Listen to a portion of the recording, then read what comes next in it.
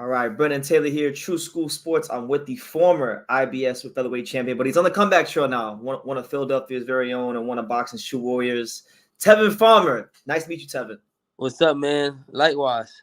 Yeah, man. Been watching you for a long time. Lot I want to get into, but before I get into like the boxing, I saw you wrote a book, and the book is called Boxing the Fighter's Bible: Tips and Secrets to Becoming a Boxing World Champion. Talk about that. What's the whole book about?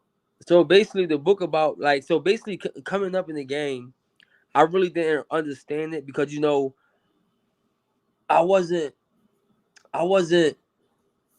born into boxing. It's something that I picked up later in my life at 18, 19 years old. So I had to go through a lot of stuff, like learning how to eat right, learning to hire a nutritionist, learning to hire a strength coach, learning to just do all these different things. So basically, I put everything that I learned throughout my whole career to become who I am today for the young fighters that don't know these things. Because I'm pretty sure it's people that want to get into boxing that don't know where to start it. 100%. So basically, and to give you a little backstory on about my history of boxing and stuff like that. Okay. Is there anything in that book about like maybe how to navigate the business of boxing? Because a lot of people don't know how to do that. Is there anything in there about that maybe, or is it just strictly about the fighting and the eating and living the life of a fighter? Is it? I know I talk about lawyers and stuff in there. Okay. Well, okay. That's part of the business. Yeah. That's very important. I know I talk about lawyer stuff there. Okay. All right. Well, I'll probably check it out myself, and I'll go ahead and read it. It's a good book, man, especially for like beginners, that just want to be professional and know what steps they got to take. It's definitely a lot of stuff in there. I'm gonna see if I can send you a copy of it. I'll send it to your email. Yeah, send it to me, man. I'll definitely go ahead and read it and probably do a video about it myself. Yeah, I appreciate that. Yeah, no problem, man. Being that you wrote a book and being that you've been through so much in boxing, I like to ask fighters this question. What's your philosophy on boxing? Like, how do you approach and how do you see the sport? Far as what? As far as I would say in the ring, like as a fighter, like in the ring, which because some guys have different mentalities. Like some guys, I mean, I know I've seen how you fight, so I have an idea of like how you are. But like, what are some of the things that make you tick as a fighter? I just think that it's natural for me, man. I just think that like, cause growing up, I used to beat people up all the time growing up. Yeah, in school. No, neighborhood. I never really fought in school like that. Just for a neighborhood. Okay. And this, for me, I just think it's second nature, man. I just think that it's something that's just in me. A lot of people thought that I watched Pernell Whitaker. I never used to watch Pernell Whitaker. It's just a style that came upon. I don't know how. And once I really started watching him and learn who he was, I'm like, damn, that we fight like. So it's just natural, bro. He might be like a long lost uncle or something like that, bro. Yo, for real, something. Yeah, man. So hey, you definitely have some good natural fighting instincts. You're one of those guys. You can correct me if I'm wrong, but like when I look at the progression of your career, it seemed like you're one of the guys that maybe didn't have the best like management, and you was taking just crazy fights early on. Yeah, exactly. That's exactly what it was. Yeah, that's exactly what it was. I ain't had no guidance, bro. I had to learn from the job. My learning experience was all my early professional fights. All my learning amateur. I only had 16 amateur fights. So basically, I had to learn the job, bro. Your first 10 fights were basically like you're still part of your amateur career. You were still probably more than that. Probably my first 20. Damn. Okay. Yeah. Okay. Yeah, bro. Well, now you're on the comeback trail, man. I know. You had some inactivity and whatnot, but I saw your knockout, your last fight. I seen it on Twitter even before I knew we were ever going to do this interview. You look like you're sitting down more on your punches. So the question I wanted to ask is, what do you feel is different now with Tevin Farmer compared to like the guy we saw when you fought Jojo Diaz, now 4 years ago? Man, I just being off, I really had time to reflect, and the loss taught me a lot. I had to do a lot of things differently. Even all my world championship fight, I was cutting weight wrong, and I was just killing myself, draining myself, and I go into a fight. I go in camp. I leave camp feeling amazing, sparring 14, 15 rounds with like hella fighters, and I get into a fight and I just be dead, and I never understood the reason behind it until I took the loss and had to reevaluate with myself, go to the doctors, and do all these things, and I realized what it was. So now I'm just coming back a different animal. The weight cut's perfect, everything is right, and I'm gonna show the world what I've been known that I had that I couldn't really show before. Okay, okay. You're known as a slick fighter. I'm sure you're still gonna be a slick fighter, but will Yeah. we see a Tevin Farmer now that maybe sits down more on his punches and looks to punish dudes a bit more? Oh, 100%. You gonna see all that. Like, you gotta think about it. My first two fights back, I fought Avery Sparrow. Avery Sparrow is no pushover. I don't know if you know Avery Sparrow, but Avery Of course, Sparrow, yeah. Philadelphia fought Rowley. I think he fought Hank Lundy. yeah. Yeah, But I know Avery even Sparrow. he was one of the top amateurs at one point, and Mm-hmm. he's not a pushover. My first fight back, I chose a guy like that. My timing was off, but my defense was still on point, and I dropped him. So then I come back the next fight and I stop somebody. So it's showing you that I'm really where I need to be at. I'm getting there. Like, so the next few fights, I think you're gonna see a lot of stoppages, a lot of people quitting, Okay. and things like that. And just, I ain't trying to put too much pressure on myself, but sometimes pressure is good. You gotta live up to what you say. So Nah, sometimes as a man, you need to put some stress on yourself, so you can go to another level. 100%, I agree. Yeah. I'm big on that. I always speak highly and big on myself, just to put the pressure on myself to go accomplish and do the things I said. Okay. Okay. No, no, absolutely. And I saw, speaking of pressure, I saw it looked like it was recently you were doing some sparring with Lamont Roach, the new champion. Yeah, I helped him a little bit get ready for the Garcia. Yeah. What kind of work was that like? You and Lamont Great Roach. work. Yeah, Yeah. both elite work, elite work. We Because we both we, he's a top fighter. I met him for the first time recently at the WBA convention, and he's got a great boxing mind. So I'm sure it was nah great work. he could fight. He deserved it. He worked his butt off. We sparred a few times, probably like 4 or 5 times, and every time he's getting better and better and better. Okay.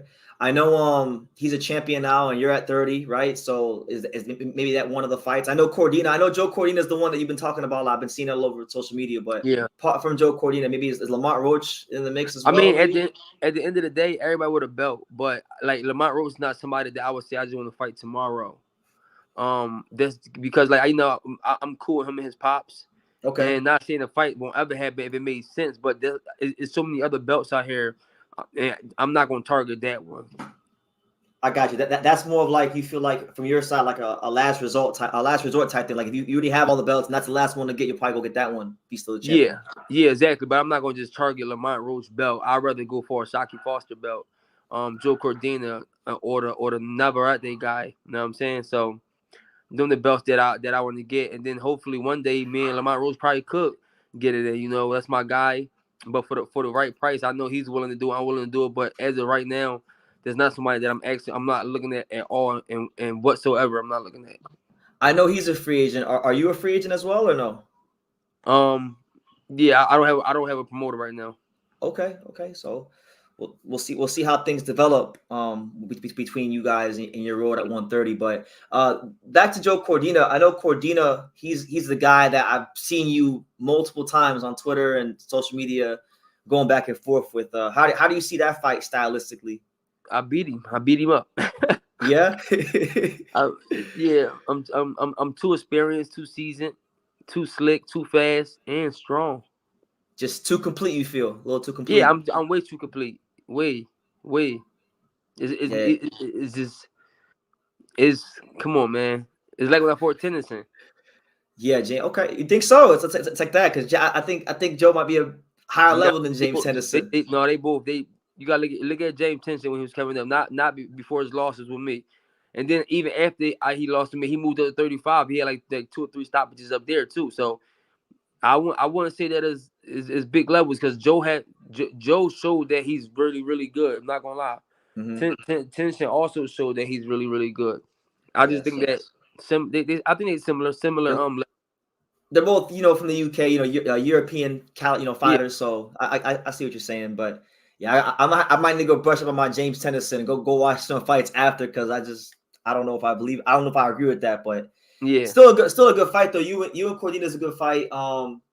The one fight that's really interesting, I know you've been asked about this before, is Navarrete, the Mexican. He does everything wrong, not a textbook fighter at all, but is effective, fights his fight, right? How do you see that challenge hit you and Navarrete? He do too much wrong. Come on, man. If you a guy like me, the only thing I gotta do is, in which I always do, I come in tip top shape, and it's pretty much it's pretty much You, it's you're pretty gonna much you're gonna yeah, expose him pretty much, you feel. yeah. I mean, and I'm not disrespecting him because he's where he at for a reason. But look at Ivory Red Catch. Before Ivory Red Catch was even, Ivory Red Catch was in his prime. I remember when you fought him. Yeah, you moved up, right? Yeah, at Yeah. 35, and he was in Yeah. his prime. He had one loss, 17 wins, one loss, 15 by knockouts. He was in his prime, and I go up and do that to him. So It's gonna be the it's a Red Tank, Catch 2.0, Red Catch 2.0 maybe? yeah, Okay. or Okay. or 1.0, because that might be a little better. But the top Red Cats fight is gonna be hard because I put on the performance with that one. Yeah, that was one of the fights that really, I remember, like when I first really started hearing your name, like 2016, 2017, It around was that time. 2016 I fought him. Yeah, I remember that was one of the fights that really started getting your name buzzing in boxing, and then all the Tank stuff started. No, actually, Tank stuff started before that. Was it before that? Tank was 2014. Oh, we've been going at this since 2014. That's how long it's been. Well, when I say the Tank thing, I mean the one video where you're up in his face and you're like, when I get my IBF belt, are we gonna Oh, unify? yeah. That's Yeah, when. yeah. That's after 3 years. Okay. We finally seen each other. I'm thinking Yeah, about that. That's what I'm yeah. thinking about. That That was was like 2016 or 17. 2017. That was 17. Okay. Well, look, I did hear you say in other interviews, like, you still do want to go up to 35 at some point in your career. I am going to 35. Okay, you are going to 35. I am. Yeah. And Tank ain't left yet. So, I mean, we might need to pour some gasoline and reignite that, because when y'all was going back and forth, it was some of the best, like, trash talking in boxing. It was some of the best, like, back and forth in I boxing. believe, man, Tank at one point was the biggest fight in boxing. I don't know about boxing, but it was definitely the biggest fight in the division. No, and me and Gervonta Davis at one point. Name some other fighters. 2017. I'm trying at that time. They could have been a bigger fight. Two young kids, both from Philly. I'm gonna say both from the hood. Northeast. One from Baltimore, one from Philly. We both got mutual friends in Meek Mills. Yeah. It was a lot. It was a lot going. It was a lot. No. I remember it was a big deal. It was huge. It was huge at that point. I just don't know if it was the biggest, but it was up there. I just can't remember no other fight at that time. That was really. I may be wrong. But I have to really sit down and think about that one. But at that time, I don't remember no other fights. I just remember at that time, like, that was a fight I really wanted to see. I remember like back then, I'm like, man, Tank's fighting all these guys at, like, 122 and 126 and moving them up. Fight Tevin Farmer. I remember that being. You want to know how I know that was one of the biggest fights? Because you don't even remember no other fights at that time, but that one. Because I'm talking to you right now, but I have to really sit down. Right. I know. Lomachenko and Tank was a fight that I used to talk about a lot back then. Yeah, but that was nowhere near as huge as me and Gervonta Davis. Hell no. It didn't have. Think about it. When you talk about Gervonta Davis and Loma, you talking about boxing fans. Yeah. I know what you're saying. You guys had the hip hop fans, the streets, the boxing fans, the casual fans, the Baltimore fans. I get it. I get what you're saying. When you got Baltimore woman DMing me and under my post, and you got Philly woman, all them going at it. Philly woman, Baltimore woman going at it over the situation, because I'm from Philly and bro. It was a lit situation, bro. And I think it's still gonna be lit. And when the fight do happen, because I believe it will, it got to be on the West Coast. It can't be on the East Coast. Why? Because too dangerous? It's gonna be too dangerous. Someone gonna get clipped. I mean, I hope not. But I hope not either. I'm just saying, like, man, Tank ain't got nothing to do with what happened. But I know how fans are, and people want to rep their city so bad, and how things gonna go. But So yeah, they might need to Yeah, bring that shout out to. to him. He just turned Muslim, so Yeah, I seen that. you Yeah, know my whole family Muslim. yeah. Yeah, yeah, like 85% of my 90% of my family Muslim. Are you Muslim? Now I'm not Muslim, Yeah, but yeah. I'm most of my not. family Muslim, so I have a great relationships with the religion. Yeah, yeah. I'm not Muslim. I'm a Christian, but yeah, Yeah, God bless them. God bless them. You know. yeah, I got my whole family is Muslim, so that's all I've been around, Muslims and Christians my whole life. So Well, I know Philly. Like I just know in Philly in general. Like there's hella Muslims in Philly. everybody Muslim in Philly, man. But yeah, that'd be a great fight. You and Tank. Have you guys spoken to each other at all since like in recent times? Like, is there anybody? Nah, bro. Nah. I wish him well though, bro. I'm not, like, I always did. A sport is a sport at the end of the day. But and you see that he matured a lot. He moving different, So you got respect any man that's willing to better themselves. So that's my stand on it. But at the end of the day, I got to become champion again, and I will become champion again, and then we gonna revisit that. Oh, absolutely. And look, man, there's so many there's so many great fights out there for you at 30, 35 as well. I know you mentioned you called out Isaac Cruz in August, and that's the guy that fought Gervonta Davis. So if you were trying Yeah, to go that route, that'd be a guy naturally you'd have to fight. yeah. When Um, I move to 35, I'll take that too. are you moving to 30? Are you gonna move to 35 this year, or is that like what's the timeline on that? Like, what's your timeline for moving up to I got 35? I got to become a champion at 130 first. Okay, So depending on the situation, I'm going to become a champion, most likely this year. mm-hmm. And depending if I get the opportunity to defend, not defend, I'm sorry, to unify or the opportunity to be undisputed, I'm going to go for that all day long. But if I feel like it's a far fetch, I'm moving to 35. Okay. Do you have any idea of maybe like what route you're gonna go? Like, cause I checked the rankings. I didn't see your name anywhere in the 130 rankings. So Yeah, I'm not sure yet. Probably IBF, not sure, but I'm a former champion, so in a lot of body sanctions, you don't even have to be ranked to fight for a title. that's true. Like I know, like if you've been a champion either at a lower weight class or at that weight class with that Yeah, sanctioning body, you can get a higher stamp. All you gotta do is talk to the people out there, and you can petition for a ranking. yeah, easily. Yeah, So as long as you're active, you have to have a fight within a year. But yeah, so I had two in the past year. So so the rankings for me is not a big deal. It could be a big deal if nobody want to fight me, but I could probably easily become a mandatory somewhere. okay. I'm not sure if you're friends with this guy, but I know he's from Philly, and he tweeted the other day about a potential move to 130. Stephen Fulton. Yeah, I know Steven.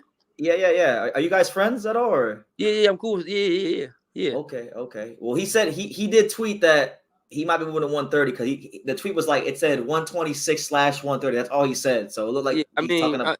I'm not. That's not something that I even entertain. That's we both in the same city. That's my guy. There's a lot of other fish In the in the sea. sea for him to fight and for me to fight. I So got that's you. that won't entertain. I just figured I'd ask because Yeah, sometimes I didn't know what your relationship was. So nah, that's my guy. That's my guy. okay. As The far headline, as the headline's gonna say Tevin Farmer called out Stephen Fulton. no, I'm not gonna say that. I'm not gonna do you like that. No, I'm just bored. That's how Yeah. people. That's how people be They be will like I know a lot of I won't name no channels, but I know a lot of channels to be like, yeah, that Tevin Farmer says he'll expose Stephen Fulton at 130. Yeah, crazy. One channel. I don't know who it was, but if man Adrien Broner, that's my guy. We really cool. We tight. Mhm. So Yeah, we basically talking about what happened back in the day when I called him out a while ago and how it was a lot. We were just popping shit and talking. I see And it. I one seen it. and then one channel gonna say Adrien Broner confronted Tevin Farmer. Like what? Like like come Yeah, on, bro. But I that's get how. it though. I get what they doing. People do clickbait, But don't clickbait. Don't put no smut on my name. Clickbait my name. I got you. Do that with I got somebody you. else. I won't do that to you, man. But No, I know you won't. We just kicking it right now. as far, but you mentioned Broner though. Like, he did say like he did help motivate you to kind of turn your career around back then. Yeah, 100%. What did he tell you? What did he tell you back then when you? I think you said you were 12-4 when he was messaging you. Yeah, basically he was just saying like, yo, you got all the skills and the talent in the world. Like, you got all of it. You know what I'm saying? He said, all you got to do is just get in shape, do something, and you can really be up there. You know what I'm saying? He told me that a long time ago. And I appreciate that. It's huge. You know, since then, man, AB been cool. I guess real recognize real, bro. Yeah. I just met him. Well, I met him before, but I just interviewed him for the first time at the convention, and he's What like convention? WBA? WBA, the one in Orlando. Okay. I was there, and so like he's real cool, man. I used to be an Adrien Broner hater when I was like when I was like really young. I used to not like Adrien Broner at all. But then like you kind of Why? I thought that boxing was trying to push him too fast. I didn't think he was as good as they said he was. Yeah. I mean, you got a right to your own opinion. I mean, Like he was a 4 division champion, and I get all that. I thought they moved him very well. I just thought there were a lot of flaws that they didn't allow him to correct because they were trying to make him a star so quickly. yeah. So you think he wasn't developing correctly? Yeah, like I thought like his feet, like he needed to work on his feet, and the guys they'd match him up with were always smaller than him, so he could just walk through the punches and move forward. So he never had to work on his feet. So I feel like it costed him when he moved up in weight. Yeah. Okay. That's me though, but good fighter. Never ducked nobody. Always fought the best. Yeah, So for sure. I respect him. But yeah, the more I learn about him, like, cause I know a lot of fighters that know him, and he's a real dude. Like what you see, what you get with him. Yeah. It's not like he's one way, then he another way. No, what you get is really what you get. What you see is really what you get with AB. And I respect that a lot about him. So I hope all the stuff he has going on in his life, he get it together and Yeah. find peace in himself. I think we all have things that we going through and go through as humans. I just think that AB publicized his way more than anybody else, or the people that surround them do little things and stuff like that. But I think we all fighting demons and going through things that Facts nobody know about, right? So, but the only thing is, certain people publicize their self more. Some people more private. So yeah. Well, some people I feel like they gotta kind of get it out there, otherwise they'll go crazy. Some yeah, people, I mean, yeah, everyone's different. It's ways to get it out. It's ways to get it out. And to do it the right way. But guess what? It is what it is. You live, you learn, bro. Facts. And everyone always has like people who aren't involved in boxing, or like people who aren't fighters, they all have their opinions on what you guys should and shouldn't do. But you guys walk a really tough, arduous path. Like you guys do have a tough path that there's no instruction manual to like how to do it. I mean, you wrote a book, but I'm saying there really hasn't been there's no really set way to how to be a top world championship fighter. No, it's not, bro. It's really not, unless your dad was one and your uncle and he could teach you how to do it. But most people won't get that luxury. No, they don't. So that's why it's important to like just have good people around you in boxing. Yeah, 100%. But the thing is, you don't even know who you need around you when you don't know. It's crazy. Think about it. Yeah, sometimes it be your own family. Like I've heard the stories about like family stealing money from I know one fighter, his uncle stole money from him and he was his trainer. Like it's crazy stuff. A lot of because a lot of people is not educated on what to do and what not to do. And yeah, man, fighters got it hard. Yeah, fighters got it hard. What's I guess in your career, I'd ask you like what's the one thing that's been the hardest thing for you to overcome as far as navigating the boxing business? Hey, politics. Yeah, it's always gonna be the politics, especially with me not having the big amateur background and having to fight all the tough fights early on in my career. So that puts you like at a disadvantage because then you get a couple losses and then you gotta be B-side and and that's how I ended up where I was at. But I just kept winning every time. Once I moved to Jersey and started taking boxing serious, every time they put somebody in there with me, I beat him. Every time I was supposed to lose, I win. Every time I was supposed to lose, I win again. I win again. You keep winning. And this time around it's gonna be no different. Why can't I keep winning now? I'm in my prime right now. Yeah, you feel like physically and mentally you're at your highest, the best you've ever been. I'm at my best that I ever been. I'm doing things in the gym that I when it comes to sparring. Well, I'm not saying that because I always did it, but like the way I'm doing it now is just different. Is that I'm operating at a different level mentally. That's great to hear, man. Because you're not like old. You're at a good age. I feel like I just turned 33. I know I'm saying 30 that Right. 30 to 33 range. That's like you're not a youngin, but you're not old. I feel like that's where fighters is really at their peak. Between them, I feel like between 30 and 34 is where fighters really at their peak. Like where they the best, they the strongest, they all that. The smartest. All that. I feel like that's Yeah. the age. And some fighters reach their peak earlier. Some people reach their peak later.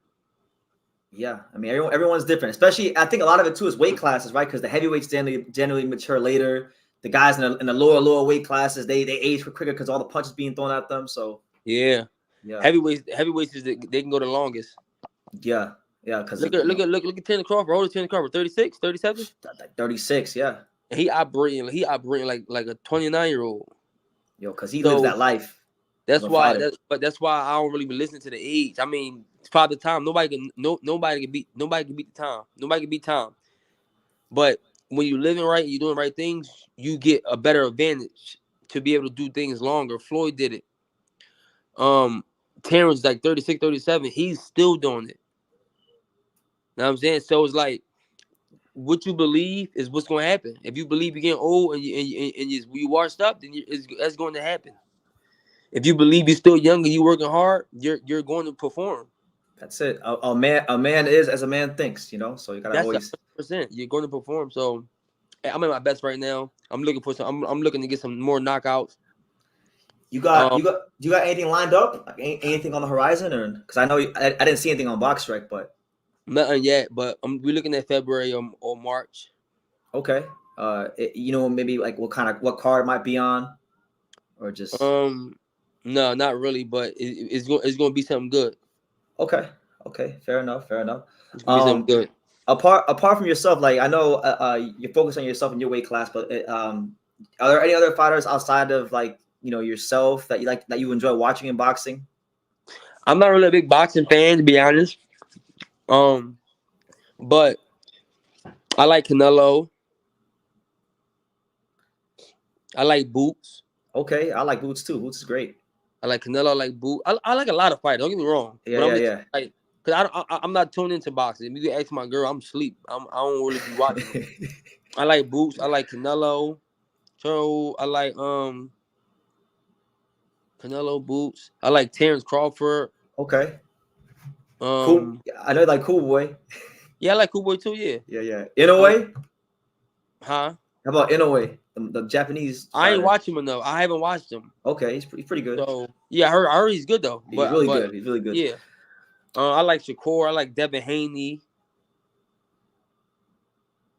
I like Gervonta. Okay, it's a lot of guys. Yeah, I like It's a lot of it's a lot of good fighters out here. That's good. Yeah, but you're not one of those guys that's like when you're not training or in the gym yourself, like you get away from boxing, right? That type of thing, right? Yeah. Like I don't go to fights like that. Like Harley. If I ain't training or talk or during the interview, most likely my life is not really thinking about boxing. Well, I know like you have like businesses and stuff, like you invest and stuff like that. So yeah, I got a lot going on. Yeah, so that's probably what it is too, right? Like you got businesses and things to tend to that are outside of boxing. Yeah, I got a lot going on. So that's as far as that's probably what it is. Yeah. But because when I was younger, when I ain't have like a lot of responsibilities, all you got time to do is think about boxing. But now you I see like I saw your Instagram, like you be buying land, talk about buying land, and you got like other stuff. Bro, listen, it's a lot. Like right now, let me turn the light on real quick. Yeah, so right now I'm working on closing the deal on the property right now. That's amazing. How did you get into that? Because like I know a lot of fighters don't think about that kind of stuff. They just think about being champion, but talk about like I guess the investing and putting your money away in the right places. Well, all that was a mistake. Oh, it was? Yeah, I mean, How that I wouldn't work? say a mistake. I always knew what I wanted to do, but I was fortunate to be around somebody that was very wealthy, Okay. and just wanting to be different, bro. Just wanting to be different. But a lot of fighters, I always give a lot of young fighters advice. I'm still learning stuff, bro, that I wish I'd have been on, because I effed up a lot of money, not knowing. And when I say effed up a lot of money, I mean taxes, like Yeah. learning how to duck taxes. Like, Tax I'm write-offs. still learning how to duck taxes, but I'm talking about ducking when you ain't paying $0. Oh, That type dang. of duck, yeah. So I'm still learning, but that's the most thing. Cause taxes, they take 50% of your money. Yeah, it's pretty high. I mean, So I know in different states, like you got state taxes and stuff like that. Like I live in Florida, so there's no state tax here. So yeah, it's not. Well, we got federal. Federal's still yeah, bad. yeah, it's still bad, but We got federal. We got federal taxes. We got state taxes. We got property taxes. When you go purchase stuff, you gotta pay taxes on the stuff you buy. So you get taxed on your money. So you get let's say never you make ends. 100,000. Let's say you make 100,000, right? And Uncle Sam taking 50,000 off top, right? Yeah. And then when let's say that the other 50,000 you go buy something, you got to pay tax at the store again. So the taxes never end. Like Uncle Never, Sam, unless you're in Delaware or somewhere. But real estate is the way to go, fellas. All my young fellas, real estate is the way to go. Is that you can write it off 100%. Okay. Buy real estate.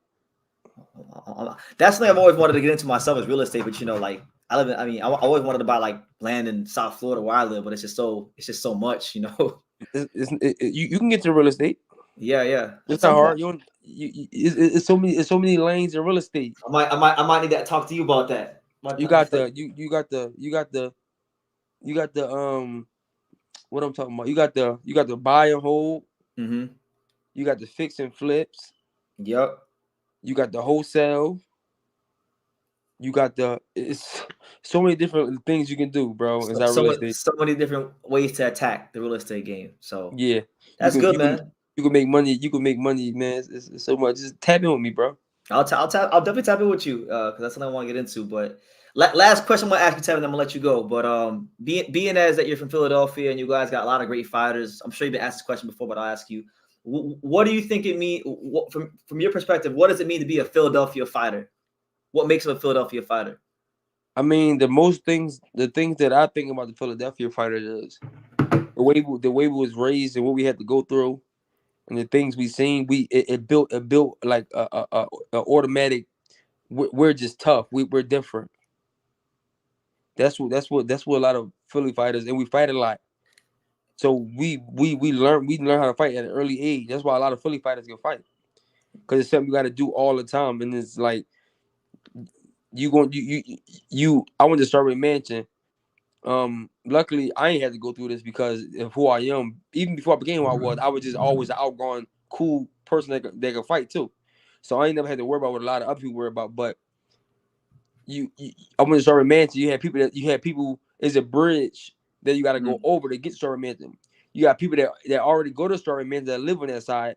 Then you got people from the other side that go to Strawberry Mansion. So now the people from the other side is beefing with the people from the other side. So it's like, dang, you coming across, bro. It's different, bro. Yeah. No, I went to Philly. I went to Philly last year because I had to go to Boots' gym to go because I got invited to go there. And just a couple hours I was in Philly, I'm like, yeah, this place is different. It's grimy. What made you say that? Nah, it's just like you go there, you just feel it. Like I can't. It's not anything I can really put into words. It's just you can just kind of feel it in the air. In the air, you can feel it in the air. Like once you get to Philly, you feel it. It just looks like something that could just pop off any moment. Well, that's very much so. Yeah.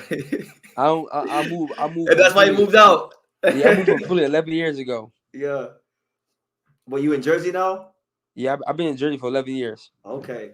Yeah. So good for you, man. I'm excited to see what 2024 is gonna bring for you, man. Because like I'm you excited. said, your physical, your mental, you know, you're leveling up, and you had time to rest, recoup, reevaluate, and now do things the right way. So looking forward to Yeah, seeing.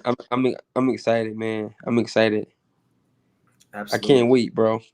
Yeah. Well, Tevin, you got any final message you want to get a boxer before we end the interview? Yeah, follow me on YouTube, Life as Tevin and Poker. That's my YouTube channel.